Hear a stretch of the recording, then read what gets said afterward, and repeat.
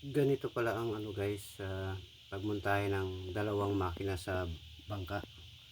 So yan, nakikita ninyo, yan yung isang makina 4DR5 kasi lahat. Yan dyan siya sa unahan, sa gitna. Tapos itong isa na ito ay dito naman nila dito banda nila ilagay. Dito nila ipapatong yung isang makina. Diyan siya ipapatong. Etong makina sa likod, ito yung backup. Yan yung magiging backup.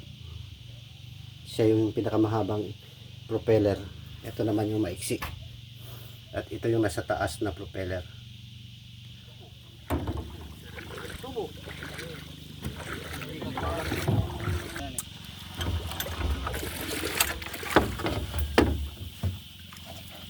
Uyod.